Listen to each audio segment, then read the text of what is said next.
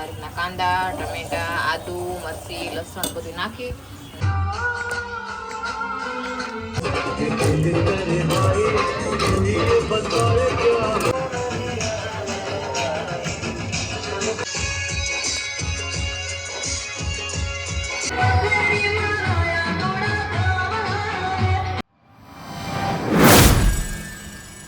જય શ્રી કૃષ્ણ, જય માતાજી. કેમ છો બધા મજામાં? અમે બધા મજામાં છીએ, તમે પણ બધા મજામાં છીએ. આશા રાખો છો માતાજી હંમેશા બધાને ખુશ રાખે એવી પ્રાર્થના કરું છું. મસ્ત મસ્ત સવારમાં ઉઠી ગયા, ઘણું ખરું કામ કરીને પણ આજે મારા કપડાં પડ્યા રહ્યા છે, કારણ કે થોડુંક મોડું થઈ ગયું તો અમે ગયા હતા ઉમિયાધામ, એટલે થોડુંક રાતે મોડું થઈ ગયું. 1:30 વાગી ગયો તો આપણે ગરબા રમવા છે, એટલે કંઈ નક્કી હોય ને થાકી ગયેલા હોય એટલે થોડુંક મોડું ઉઠાણું હતું. હું 6:30 ઉઠી હતી.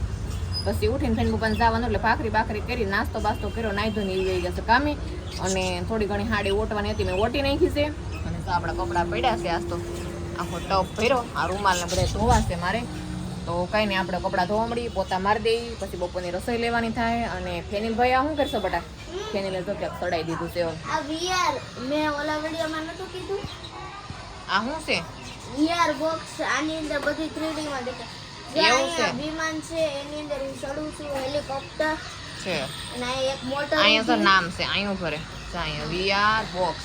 આ ચાક અંદર ફોન નાખીને જોવાનું હોય કા ફેનિલ? હા, કેમ ફોન નાખવાનો હોય? જો આવી રીતના ખુલે. જા અહીંયા આમાં મોબાઈલ છે, બરાબર. આમ ફરીને બતાવું તમને, આમ ખોલ બહાર કાઢ, જા પાછળથી બતાવું, હું શું જોઈ જા જરિયો છે ને ફોન.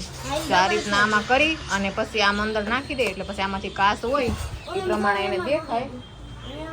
એ એમ કે વિમાન ઉડી જાય, પણ એને છે ઓલા કાચમાં દેખાય કે ને, એટલે એ કહે છે. અને આપણે મસ્ત તો ભગવાનનો હાર લઈએ, એવા હાર ચડાવી દીધો, અને અખંડ દીવો આપણો થાય જ છે.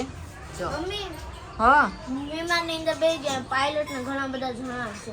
એવું છે? હમણાં અહીંથી પૂજી જાય છે સારું. જો સારું, એ ભલે વીઆરમાં જોવે ને, ટ્યુશનનો ટાઈમે થઈ ગયો છે ને, આપણે તો બનાવશે કપડાં આવે, તો હારું વાલો કપડાં ધોઈ નાખી. તો હજી બપોરની રસોઈમાં આપણે બનાવવાની છે પાઉંભાજી. તો આમાં તો મસ્ત આપણે વટાણા બાફવા મૂકી દેશે. અત્યારે લીલા વટાણા તો કંઈ આવતા નથી, બહુ ઓછા આવે, આવશે હજી 15-20 દિવસ પછી. તો જામાં હુકલ વટાણા લીધા છે આપણે, મેં પલાળી દીધા હતા, બાફવા મૂકી દીધા. આપણે પેલા વટાણા બાફવા મૂકી દઈ, પછી શાકભાજી બફાતા તો નહીં વાર લાગે, એમાં પછી નાખી દેવું આપણે. અને શાકભાજી તો મેં સુધારવાની તૈયારી કરી નાખી છે, ચાય બધું લઈ જશે.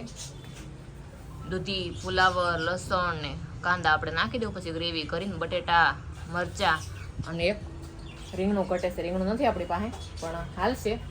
મતલબમાં ભાજી બનાવવાની છે, બાળકોને બેને ટિફિનમાં લઈ જશે, તો ફટાફટ આપણે પાઉંભાજી બનાવીને છીએ. અને ખાસ કોમેન્ટ કરીને જણાવજો, પાઉંભાજીનો ફૂલ રેસીપી વિડીયો તમારે જોવો હોય તો કોમેન્ટમાં લખીને સંદર્ભેન તમે પાઉંભાજીનો વિડીયો બનાવો. તો મસ્ત આપણે શિયાળો આવે છે, શાકભાજી મસ્ત મસ્ત આવશે, તો આપણે પાઉંભાજીનો સ્પેશિયલ વિડીયો બનાવશું. તો સારું, હાલો અત્યારે આપણે ભાજી બનાવીને છીએ. તો આપણે પાઉંભાજીનો વઘાર કરી નાખ્યો છે, મસ્ત ગ્રેવી વઘાર નાખી, અને ભાજી મસ્ત બાફી અને ગ્રેવી કરી નાખી છે ભાજીની. આ રીતના કાંદા, ટમેટા, આદુ, મરચી, લસણ બધું નાખી અને મસ્ત મસ્ત ગ્રેવી વઘારી નાખી છે. અને આ આપણી ભાજી, જો આમાં બટેકું ને દૂધી, પછી ફુલાવર, વટાણા બધું મિક્સ કરી અને બાફી નાખ્યું હતું. હવે આપણે આને ભાજીમાં નાખી દેવું. આ ગ્રેવી જે વઘારીને એ ભાજી એમાં નાખી દઉં. આ રીતના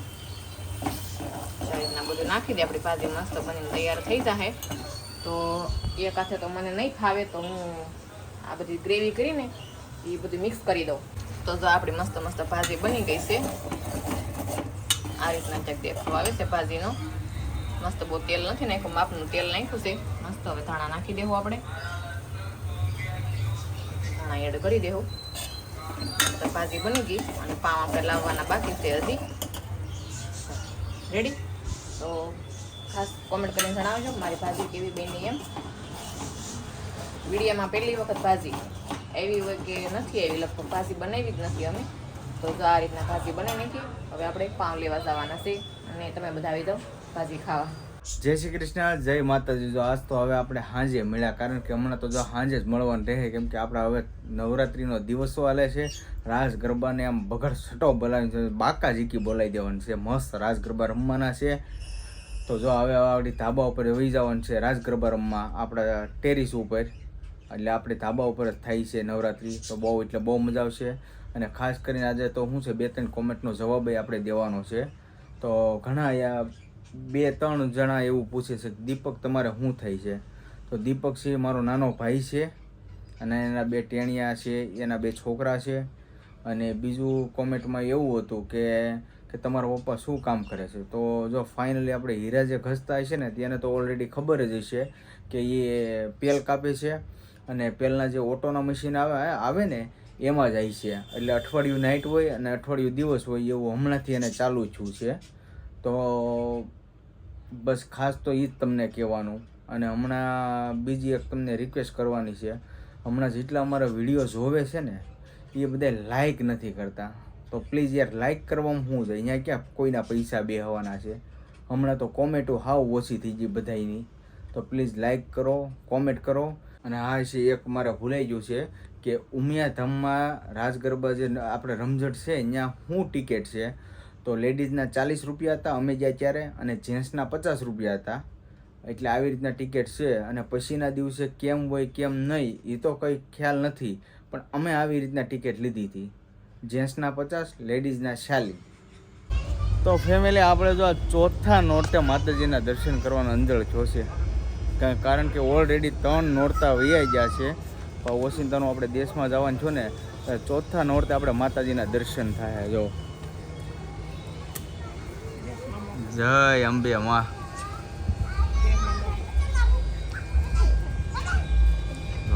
દર્શન કરી લો, કારણ કે આ વખતે પહેલી વાર ચોથા નોરતે અંજળ થયા છે માતાજીના દર્શન કરવાના. કાંઈ નહીં, કન્ટિન્યુ રહેજો બ્લોગમાં. અને રાસ ગરબા ધૂમધામથી લેવાના છે ચોથા નોરતે.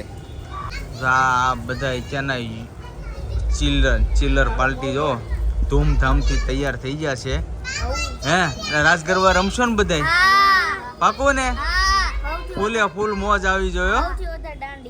એવું છે? કાંઈ વાંધો નહીં. હમણાં માતાજીની આરતી થઈ જાય ને એટલે આપણે યોગેશભાઈ કહીએ હવે ચાલુ કરજો ગરબા, એટલે આગળ બગડ છટો બોલાવી દઈએ. હા